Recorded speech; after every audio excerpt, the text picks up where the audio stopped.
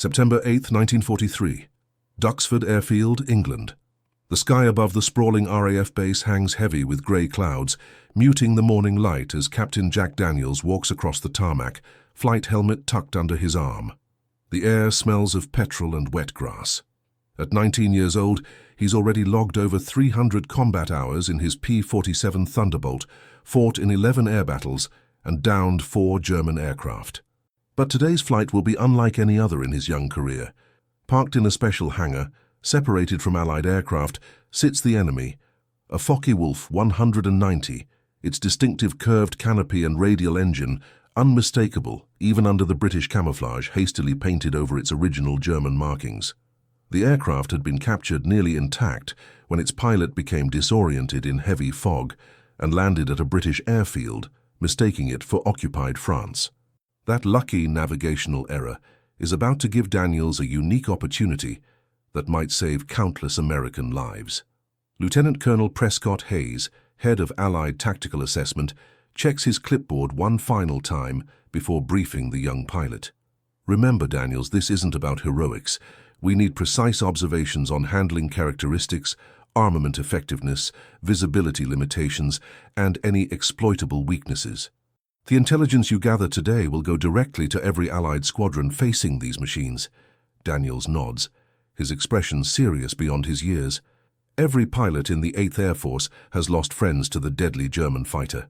The Focke-Wulf 190 is respected and feared in equal measure, known for its exceptional roll rate, devastating firepower, and ability to dive away from American Thunderbolts when outmatched. Allied pilots call it the Butcher Bird, a nickname earned through the blood of too many American airmen. As ground crews conduct final checks, Daniels walks slowly around the aircraft, studying its lines with the careful eye of someone who might soon face it in combat. The stubby fuselage, wider than his Thunderbolt but more graceful in its proportions. The distinctive air intakes below the radial engine. The wide-track landing gear that German pilots praised for making ground handling easier than the notoriously tricky Messerschmitt 109. His fingers trace along the wing, feeling the solid construction that German engineering was famous for. Daniels stops at the wing roots where the aircraft's formidable armament is housed. The standard Focke-Wulf 190A3 carried 2 20mm cannons and 2 13mm machine guns, firepower that could tear through an Allied bomber in seconds. His own P-47 carried 8 50 caliber machine guns, but the German cannons delivered explosive shells that could do catastrophic damage with just a few hits. Hayes hands Daniels a specially modified flight suit designed to match German equipment. Their high-altitude systems work differently than ours. The pressure points are positioned differently. The unfamiliar weight of the German oxygen system feels strange as Daniels adjusts the straps. Everything about this mission pushes him into unfamiliar territory. Flying an enemy aircraft built around different design philosophies, with controls arranged according to different standards, and handling characteristics that had surprised every Allied pilot who encountered them. If things go wrong at high altitude, there would be no bailout, no second chances. The aircraft's maintenance had been handled by captured German ground crew under armed guard, men who had reluctantly shared critical information about the aircraft's systems, but whose loyalty remained with the Luftwaffe. Had they sabotaged anything? Left deadly surprises for an American pilot? The thought lingers in Daniels' mind as he prepares to climb inside. The cockpit of the Focke-Wulf feels surprisingly snug as Daniels settles into the seat, narrower than his Thunderbolt, but with excellent visibility through the bulged canopy. The control layout immediately strikes him as alien. The throttle positioned on the left instead of the right, instruments arranged according to different priorities, labels in Gothic German script that he can barely decipher despite weeks of preparation. A British intelligence officer stands on the wing, pointing out critical controls. Fuel mixture here, supercharger control here, emergency systems here, he says, tapping each gauge and switch in turn. Remember, everything will feel backward at first. Take it slow. Daniels nods, committing the unfamiliar layout to memory, aware that in a combat situation, pilots react on instinct. Any hesitation looking for controls could be fatal. At 7:15 a.m., the Focke-Wulf's BMW 101D radial engine roars to life, sending vibrations through the airframe that feel distinctly different from the P-47's Pratt & Whitney power plant. The German engine has a deeper, more guttural sound, less refined but somehow purposeful. 3 P-47s taxi into position to escort the captured fighter, painted with exaggerated American markings to prevent trigger-happy Allied gunners from shooting down what would appear to be an enemy aircraft in Allied airspace. The radio crackles with the voice of Major William Henderson, leader of the escort flight. Remember, stay within visual range at all times. Any mechanical issues, any control problems, abort immediately. We'll shadow you throughout the test profile. Daniels acknowledges, then focuses on the unfamiliar controls as he begins to taxi. The Focke-Wulf rolls forward, and immediately Daniels notices the first surprise, the excellent forward visibility compared to his Thunderbolt, whose long nose often forced American pilots to taxi in S-curves to see ahead. The German machine tracks straight, its wide-stance landing gear providing stability that would be envied by any Allied pilot who had wrestled with the ground-handling quirks of a Spitfire or Thunderbolt. At the runway threshold, Daniels runs through final checks, conscious that he's operating an aircraft designed by men who intended it to kill Americans. The thought is pushed aside by professional curiosity. What made this machine so effective? What secrets could he bring back to his fellow pilots? As the Focke-Wulf accelerates down the runway, the second surprise hits Daniels immediately. The torque from the massive propeller tries to roll the aircraft left, opposite to the right-hand roll he's accustomed to in American planes.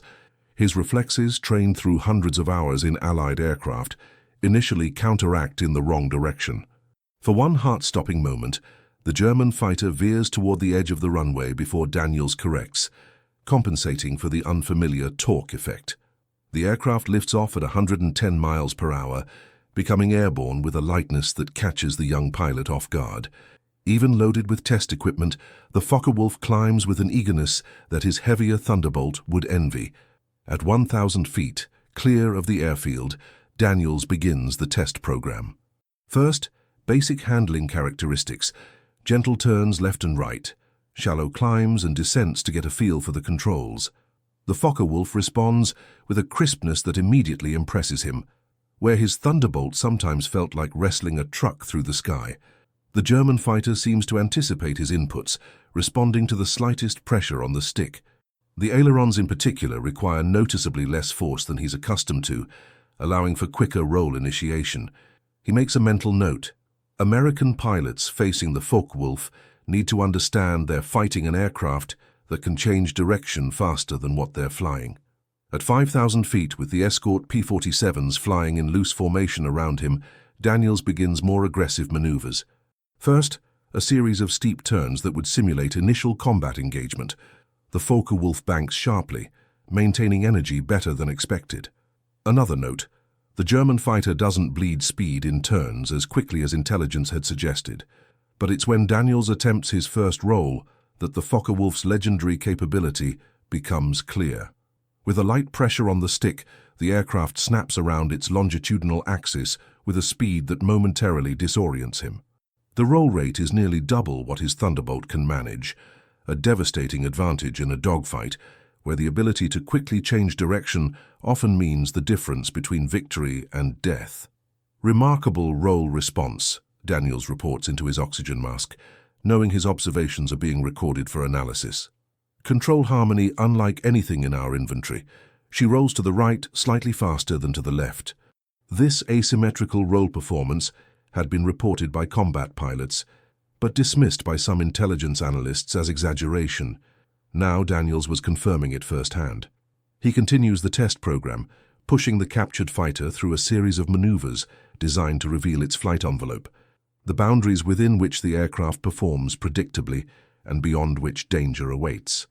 At 15,000 feet, the air growing thin and cold, Daniels begins combat simulation maneuvers. First, the classic Luftwaffe attack profile used against bomber formations, a steep climbing approach from below and behind, followed by a diving roll away after firing. The Focke-Wulf performs the sequence with disturbing efficiency, stable during the climb where many fighters would wobble, rolling precisely at the apex where cannon fire would be delivered, then diving away with minimal loss of control. Now he understands why bomber gunners found these aircraft such difficult targets. The German fighter could deliver its devastating firepower, then disappear in a rolling dive before defensive guns could track effectively. Climbing to 20,000 feet, Daniels prepares for high-altitude handling tests. The BMW engine continues performing strongly, where some Allied power plants would begin struggling in the thinner air. The specially designed supercharger system, different from American designs, maintains power at altitudes where bomber formations typically operated. Another advantage explained. As he levels off, Daniels notices the temperature dropping rapidly in the cockpit, the German heating system proving less effective than those in American aircraft. He makes another note. Extended high-altitude operations would fatigue Luftwaffe pilots faster due to cold stress, a potential vulnerability if battles could be prolonged. At 25,000 feet, near the aircraft's service ceiling, Daniels conducts stall tests, carefully bringing the Focke-Wulf to the edge of controllability to understand how it behaves when pushed beyond its limits. Here, he discovers a critical weakness.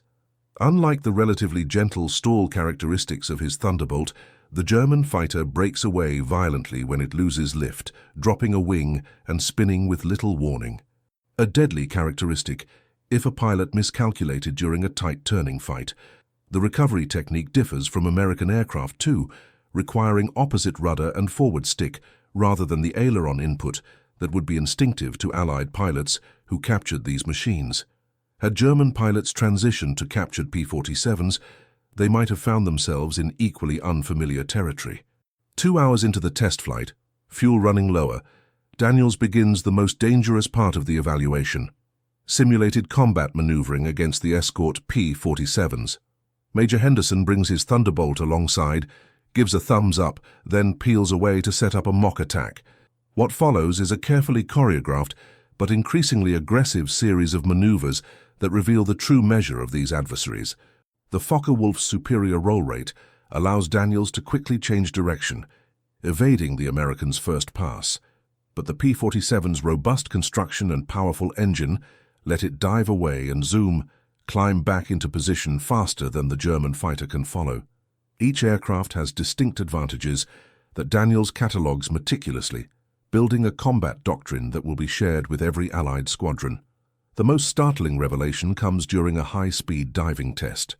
The Focke-Wulf can follow a Thunderbolt in a dive, countering the American tactic of diving away when outmatched. But Daniels discovers that above 400 miles per hour, the German fighter's controls stiffen dramatically, requiring strength that would fatigue pilots during extended engagements. Another vulnerability to exploit: push the Focke-Wulf to high speeds, force the pilot to make multiple high-speed recoveries, and watch for fatigue to create opportunities. The radio crackles with Henderson's voice. "You're flying that thing like you stole it from Goering himself, Daniels." The young pilot allows himself a momentary smile before returning to the serious business of probing the enemy aircraft's capabilities. After nearly 3 hours aloft, longer than most combat missions, Daniels reluctantly turns back toward Duxford. The Focke-Wulf has impressed and concerned him in equal measure. Its agility, particularly that devastating roll rate, would make it a formidable opponent for any Allied fighter. Its climb performance and high-altitude handling explained why bomber crews feared it so intensely. Yet he's also catalogued weaknesses: the stall characteristics, control stiffening at high speeds, cockpit ergonomics that seemed efficient but would complicate operations in the chaos of actual combat. The aircraft was superior in some aspects, inferior in others, but most importantly, it was no longer a mysterious threat, but a machine with understandable characteristics that could be countered with proper tactics. The landing proves as educational as the flight.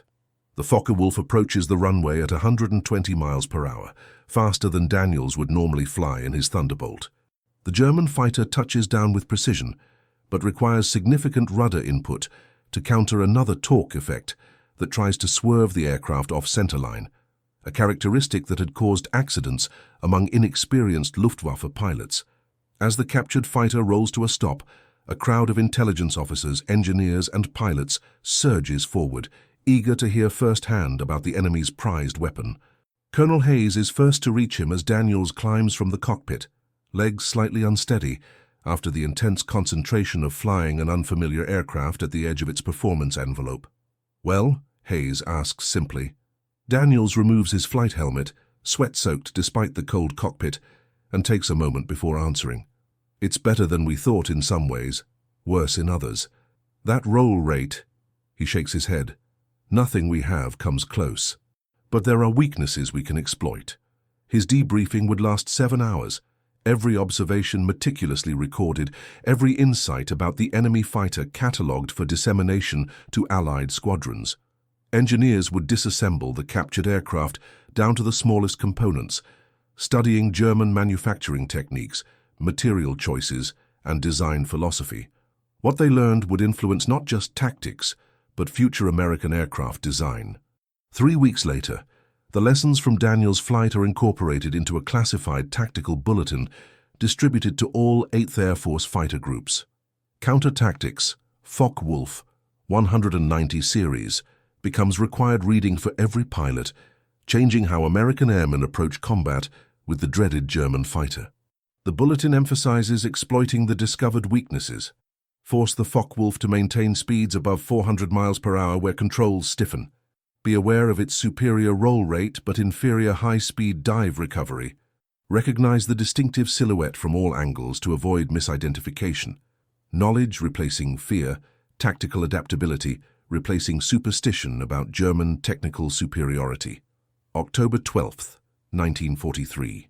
Captain Jack Daniels leads Blue Flight, 391st Fighter Squadron, escorting B-17 bombers targeting the ball-bearing factories at Schweinfurt, 20,000 feet above Germany, oxygen flowing through his mask, eyes scanning constantly for enemy aircraft. The mission briefing had warned of heavy Luftwaffe response. The target was too valuable for the Germans to leave undefended. Daniels tightens formation with his 3 wingmen, watching as the bomber boxes ahead maintain their course, despite the deadly flak bursting around them. His headphones crackle. "Bandits, 10 o'clock high. Focke-Wulfs, at least 2 dozen, diving toward the lead bomber group." Daniels immediately recognizes the German formation, a classic high-side attack profile, exactly what he'd studied in the captured aircraft. "Blue Flight, climb to intercept. Remember your training. Don't try to outroll them. Use vertical separation and energy tactics." His Thunderbolt climbs powerfully, 4 other P-47s following in tight formation. The German fighters grow larger in his windscreen. The distinctive shape of Focke-Wulf 190s unmistakable now. A month ago, the sight might have filled him with apprehension. Today, it triggers a calculated response based on intimate knowledge of his adversary's capabilities and limitations. The aerial battle erupts with blinding speed, German fighters rolling into attack positions, American Thunderbolts countering with tactics specifically designed to neutralize the Focke-Wulf's advantages. Daniels finds himself facing a lone 190 that breaks right, attempting to use its superior roll rate to slip behind him. Instead of trying to follow the maneuver, he pulls vertical trading speed for altitude, then diving back with the tremendous energy his heavier Thunderbolt can generate. The German pilot, expecting an attempt to match his turn, is caught off guard by the Americans' unconventional response. Daniels' 850 caliber machine guns converge on the Focke-Wulf's engine cowling, sending the German fighter spiraling down trailing smoke, his 5th confirmed kill. Throughout the massive air battle, American pilots apply the lessons learned from the captured aircraft. They avoid extended turning fights where the German fighter excels, instead using their superior high-speed performance and diving capability. They recognize the Focke-Wulf's tendencies in certain maneuvers and counter accordingly.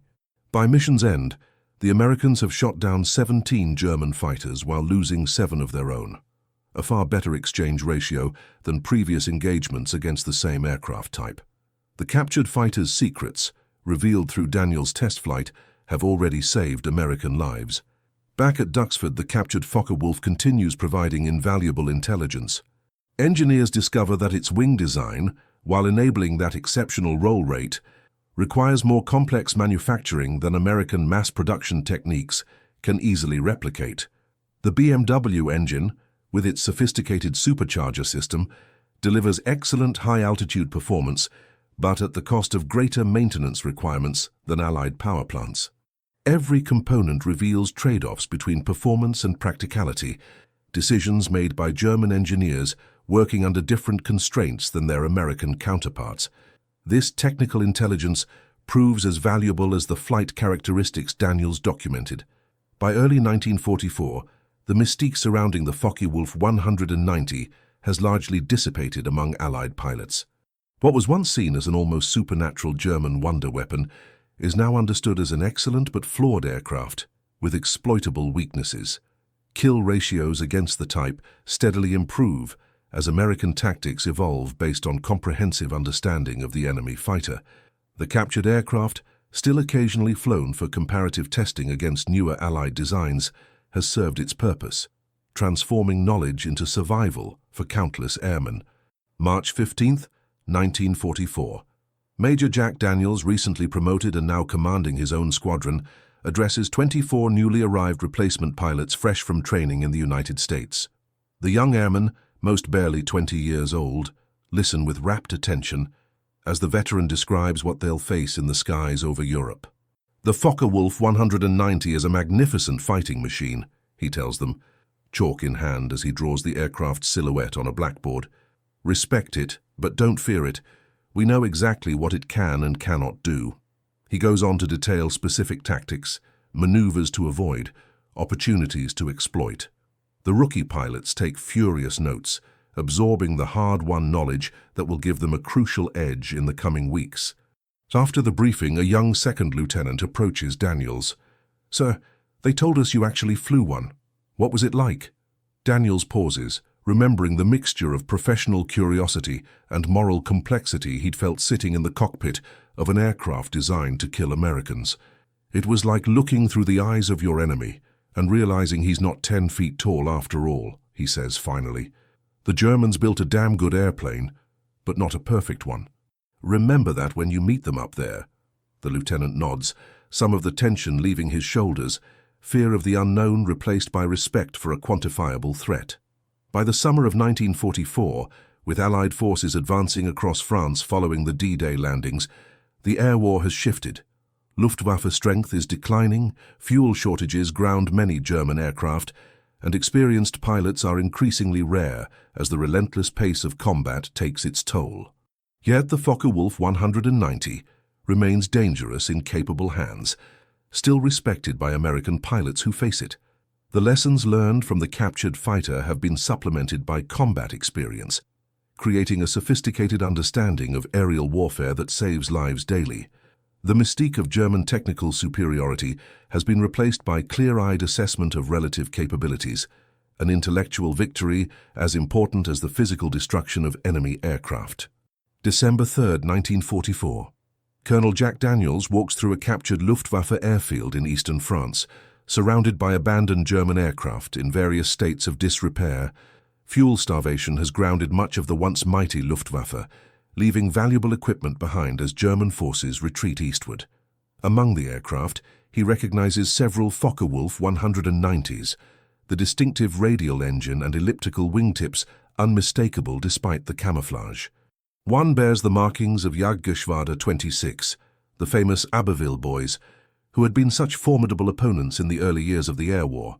Daniels runs his hand along the aircraft's cowling, feeling a strange connection to the German pilot, who had flown it until fuel reserves made further operations impossible.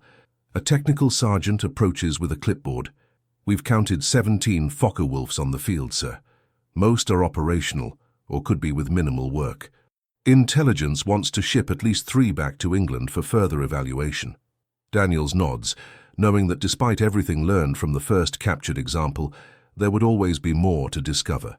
The Germans had continuously modified their aircraft based on combat experience, just as the Allies had. Each variant might contain new secrets worth understanding. "Select the 3 most intact examples from different production blocks," he instructs, "and find out if any of their ground crew surrendered with the field. Their knowledge would be valuable." As Allied bombing devastates German industry and the Eastern Front consumes resources, Focke-Wulf production struggles to maintain quality. Later captured examples show the effects of strategic bombing, substituted materials, simplified components, manufacturing shortcuts necessitated by wartime conditions. Allied intelligence officers document the declining production standards, tracking how Germany's once formidable aerospace industry falters under relentless pressure. Yet even these late production aircraft remain dangerous opponents, their fundamental design strengths partly offsetting the manufacturing compromises. American pilots maintain their respect for the Focke-Wulf 190, even as victory becomes increasingly certain. April 7, 1945. The war in Europe approaches its final acts. Luftwaffe resistance has become sporadic, fuel shortages and pilot losses having decimated German air capability. Yet on this clear spring morning, a formation of 12 Focke-Wulf 190s rises to challenge American bombers targeting one of the few remaining industrial targets in southern Germany. The German pilots, a mixture of fanatical veterans and hastily trained replacements, throw themselves against the American escort fighters with desperate courage. Among the American formation flies Lieutenant Colonel Jack Daniels on his final combat mission before rotation back to the United States. The aerial battle is brief but intense. The German fighters, despite their excellent design, cannot overcome the overwhelming American numerical advantage and the experience gap between the pilots. Daniels finds himself pursuing a lone Focke-Wulf that displays exceptional handling, clearly flown by one of the remaining Luftwaffe experts. For several minutes, the two aircraft dance across the sky, each pilot demonstrating the highest level of skill. The German uses his fighter's roll capability to repeatedly escape potentially fatal situations, while Daniels counters with energy management techniques developed specifically for combating the Focke-Wulf's strengths. It's a textbook demonstration of the tactical evolution that has occurred since that first test flight in captured equipment. Finally, low on ammunition and fuel, the German pilot rolls inverted and dives away, breaking contact. Daniels could pursue but chooses not to, a professional courtesy to a worthy opponent in a war that's already decided. He watches the Focke-Wulf disappear toward the east, likely heading for one of the few remaining operational German airfields. In his mind, Daniels silently acknowledges the skill of his anonymous adversary and the capability of the aircraft he flies. The Focke-Wulf 190, for all that Allied pilots have learned to counter its strengths, remains a formidable design that commanded respect until the very end of hostilities. May 8, 1945, Victory in Europe Day. At a former Luftwaffe aircraft factory near Munich, American technical intelligence teams work methodically through captured German aerospace documentation. Among the discoveries are detailed design studies for advanced versions of the Focke-Wulf 190 that would never reach production.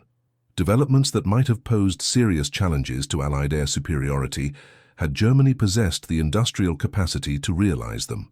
The captured blueprints and technical documents will soon be shipped to American aircraft manufacturers, their innovations and engineering solutions destined to influence post-war aviation development.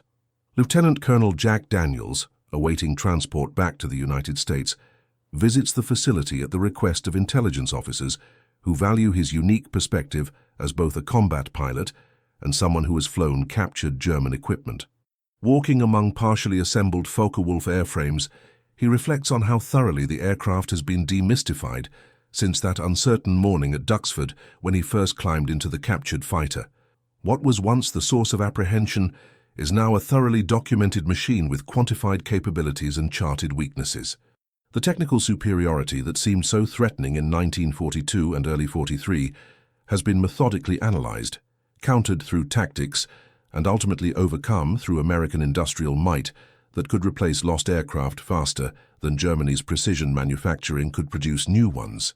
July 12, 1945. Andrews Field, Maryland. Colonel Jack Daniels, now 21 years old, and a veteran of 87 combat missions, stands beside a captured Focke-Wulf 190 brought to America for comprehensive technical evaluation. The aircraft wears American evaluation markings, but retains much of its original German camouflage, a visual representation of the knowledge transfer that occurs when enemies study each other's technology. Around him, engineers and test pilots from America's aircraft manufacturers examine the fighter, measuring components, photographing construction details, discussing the implications of various design choices. The German aircraft will never fly again, but its DNA will live on in the next generation of American fighters. A general from Army Air Force's research and development approaches, shaking Daniels's hand warmly. "Your reports from that first test flight were invaluable, Colonel. Changed our whole approach to fighter development." Daniels nods modestly. "The aircraft taught us as much as our own observations, sir. The Germans built something special, even if they couldn't build enough of them." The general gestures toward the disassembled BMW engine nearby, where engineers are measuring the supercharger components that gave the Focke-Wulf its high-altitude capability. Their engineering was excellent, but they designed for performance at the expense of mass production. We've learned from that mistake. As the post-war American aerospace industry absorbs lessons from captured German technology, the influence of the Focke-Wulf 190 appears in subtle ways throughout new designs. The control harmony that so impressed Daniels during his test flight becomes a standard consideration in fighter development. The exceptional roll rate capabilities influence wing design and aileron specifications. Even the cockpit ergonomics, once so alien to American pilots, inform new approaches to instrument layout and control positioning. The enemy's strengths are incorporated, its weaknesses avoided, creating a synthesis of engineering philosophies that transcends national boundaries. October 23, 1947. North American Aviation, Inglewood, California. Test pilots and engineers gather around a prototype aircraft that represents the future of American air power, the F-86 Sabre, destined to become one of the most successful jet fighters of its era. Among the consultants invited to review the design is Colonel Jack Daniels, whose wartime experience with both American and captured German aircraft provides valuable perspective during the transition to jet-powered combat planes. Though the sleek jet shares little external resemblance to the propeller-driven Focke-Wulf 190, its DNA contains lessons learned from the German fighter. As Daniels examines the prototype, an engineer points out specific features influenced by analysis of the Focke-Wulf. "We incorporated what we learned about their control harmonization. Notice the aileron design that gives roll performance similar to what you described in your Focke-Wulf evaluation reports." Daniels runs his hand along the Sabre's wing, nodding in recognition. "And you've avoided the high-speed control stiffening that limited the German aircraft." The engineer smiles. "Precisely. We're building on everything we learned, from our successes and theirs. This technological inheritance, the passing of engineering knowledge from adversary to successor, represents the ultimate legacy of that uncertain test flight over Duxford years earlier. In the decades that follow, as jet aircraft evolve and aviation technology advances at breathtaking pace, the lessons from captured German aircraft like the Focke-Wulf 190 continue influencing design philosophy. The comprehensive understanding developed through hands-on evaluation of enemy equipment becomes standard practice for air forces worldwide, creating an iterative process where adversaries learn from each other across generations of aircraft development. That 19-year-old pilot, who once nervously climbed into a captured enemy fighter, couldn't have imagined how his observations would echo through aviation history, saving lives through knowledge and shaping the aircraft that would follow. The Focke-Wulf 190 itself, once the source of fear and uncertainty for Allied pilots, eventually finds an unexpected place in American aviation culture. Surviving examples become prized warbirds, meticulously restored by collectors who appreciate their historical significance and engineering excellence. At air shows across America, these former enemies perform alongside the P-47s and P-51s they once fought, their aerial displays watched by aging veterans who once faced them in combat. The machines outlive the conflict that birthed them, transformed from weapons to historical artifacts that preserve engineering heritage and remind new generations of the human cost of war. May 8, 1995, the 50th anniversary of VE Day. At a reunion of 8th Air Force veterans in Washington, D.C., a now elderly Jack Daniels stands beside a restored Focke-Wulf 190 at the Smithsonian National Air and Space Museum. Around him gather former pilots, both American and German, the divisions of war long since healed by time and mutual respect. A former Luftwaffe pilot, who once flew the very type of aircraft on display, shakes Daniels' hand warmly. "So you were the one who stole our secrets," he jokes in accented English. Daniels smiles. "I borrowed them temporarily. Your engineers did remarkable work." The German nods toward the exhibit information that details how evaluation of captured aircraft influenced post-war aviation. "And now we all fly the same airways in peace. Perhaps that is the best legacy." As museum visitors gather around the two elderly pilots, listening to their first-hand accounts of aerial combat, the captured Focke-Wulf serves as both historical artifact and symbol of how enemies can learn from each other, even in the midst of terrible conflict. The 19-year-old who once nervously flew an enemy fighter, seeking weaknesses that might save his fellow airmen, could not have foreseen this moment of reconciliation. Yet the thorough understanding he helped develop, demystifying the enemy's technology through direct experience rather than rumor or superstition, contributed not just to tactical advantage, but to the professional respect between adversaries that would eventually allow such healing. The lessons from that long-ago test flight extend beyond technical specifications and tactical doctrines. They speak to a fundamental truth about warfare and human progress, that understanding replaces fear, that knowledge transcends national boundaries, and that the innovations of adversaries can ultimately benefit all of humanity when conflict eventually yields to peace. What began as an intelligence operation to exploit enemy weaknesses evolved into a transfer of engineering knowledge that would influence aviation for generations.